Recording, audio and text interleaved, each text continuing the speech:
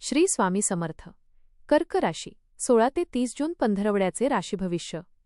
नमस्कार मित्रांनो, अमृतवाणी या चॅनलवर तुमचे मनपूर्वक स्वागत आहे. या पंधरवड्यात तुमच्या मनातील चिंता कमी होणार का? आर्थिक बाबतीत दिलासा मिळेल का? करिअरमध्ये प्रगतीची नवी संधी मिळेल का? कुटुंबातील वातावरण अधिक आनंदी होईल का? नातेसंबंधांमध्ये गोडवा वाढेल का? चला जाणून घेऊया कर्क राशीचे या पंधरवड्याचे सविस्तर राशी भविष्य. व्हिडिओमध्ये पुढे जाण्याआधी कमेंटमध्ये श्री स्वामी समर्थ लिहा. स्वामी तुमच्या सर्व इच्छा पूर्ण करतील. हा काळ कर्क राशीच्या व्यक्तींसाठी भावनिक स्थैर्य, कौटुंबिक जबाबदाऱ्या आणि वैयक्तिक प्रगती यांचा समतोल साधण्याचा ठरू शकतो. गेल्या काही दिवसांपासून मनात सुरू असलेला संभ्रम कमी होऊन अनेक गोष्टींबाबत स्पष्टता येऊ शकते. या काळात स्वतःच्या भावना आणि कर्तव्य यांच्यात योग्य समन्वय साधणे महत्त्वाचे ठरेल. काही अनपेक्षित संधी मिळतील तर काही जुन्या अडचणींवर उपाय सापडू शकतात. करिअर आणि व्यवसाय. या पंधरवड्यात कार्यक्षेत्रात तुमच्या संयमाची आणि मेहनतीची योग्य दखल घेतली जाऊ शकते. वरिष्ठ अधिकारी तुमच्या कामावर समाधानी राहतील. अनेक दिवसांपासून अडकलेले प्रकल्प पूर्णत्वाकडे जाऊ शकतात. नोकरीत पदोन्नती, नवीन जबाबदारी किंवा महत्त्वाच्या बैठकीत सहभागाची संधी मिळू शकते. व्यवसाय करणाऱ्यांना ग्राहकवर्ग वाढविण्याची संधी मिळेल. नवीन व्यावसायिक संबंध भविष्यात फायदेशीर ठरू शकतात. मात्र कोणताही मोठा निर्णय घेताना भावनेपेक्षा व्यावहारिक दृष्टिकोन ठेवणे आवश्यक राहील. आर्थिक स्थिती.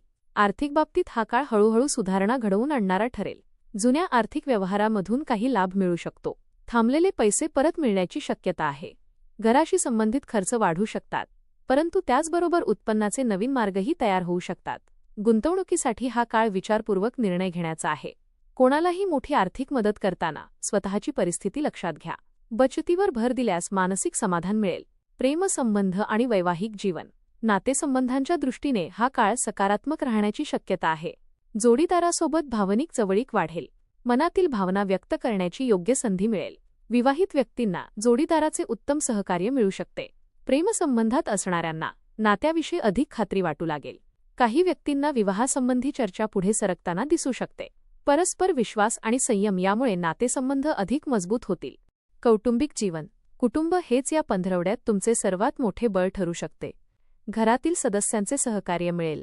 एखाद्या शुभ कार्याची चर्चा किंवा नियोजन होऊ शकते. वडीलधाऱ्या व्यक्तींच्या आरोग्याकडे विशेष लक्ष द्यावे लागेल. भावंडांशी असलेले संबंध अधिक दृढ होतील.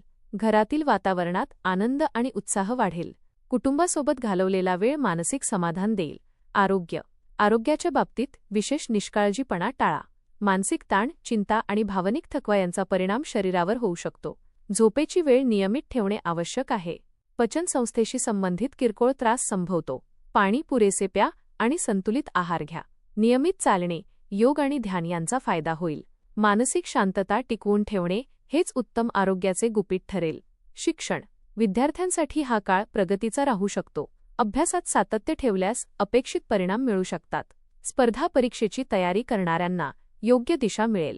नवीन विषय समजून घेण्याची क्षमता वाढेल. शिक्षक किंवा मार्गदर्शकांचे सहकार्य लाभदायक ठरेल. अभ्यासातील शिस्त आणि नियोजन यामुळे यशाची शक्यता वाढेल. आत्मविश्वास टिकवून ठेवणे महत्त्वाचे राहील. प्रवास. या पंधरवड्यात काही महत्त्वाचे प्रवास घडू शकतात. कामानिमित्त किंवा कौटुंबिक कारणांसाठी केलेला प्रवास फायदेशीर ठरेल. नवीन व्यक्तींशी यातून लाभदायक संधी मिळू शकतात. एखादा जुना संपर्क पुन्हा सक्रिय होऊन मदत करू शकतो. स्थलांतर किंवा नवीन ठिकाणी काम करण्याबाबत विचार करणाऱ्यांसाठीही हा काळ अनुकूल राहू शकतो. आध्यात्मिक आणि मानसिक प्रगती. या काळात अध्यात्माकडे विशेष ओढ निर्माण होऊ शकते. धार्मिक कार्यात सहभागी झाल्याने मनाला शांतता मिळेल. प्रार्थना, ध्यान आणि जप यामुळे मानसिक तणाव कमी होईल. काही व्यक्तींना एखाद्या आध्यात्मिक गुरूचे मार्गदर्शन मिळू शकते. स्वतःच्या अंतर्मनाचा आवाज ऐकल्यास योग्य निर्णय घेणे सोपे जाईल. सकारात्मक विचारसरणीमुळे आत्मविश्वास वाढेल. विशेष सूचना. भावनिक निर्णय घेणे टाळा. कोणतीही गोष्ट मनाला लावून घेण्याऐवजी वास्तव परिस्थितीकडे पहा.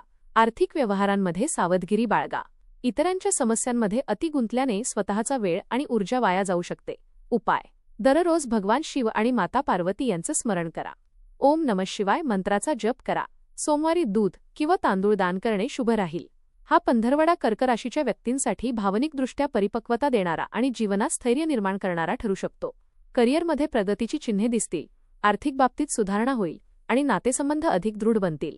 संयम, सकारात्मक विचार आणि योग्य नियोजन यांच्या जोरावर अनेक अडथळ्यांवर मात करता येईल. हा काळ स्वतःवर विश्वास ठेवून पुढे जाण्याचा आणि जीवनातील महत्त्वाच्या गोष्टींना प्राधान्य देण्याचा ठरेल. धन्यवाद.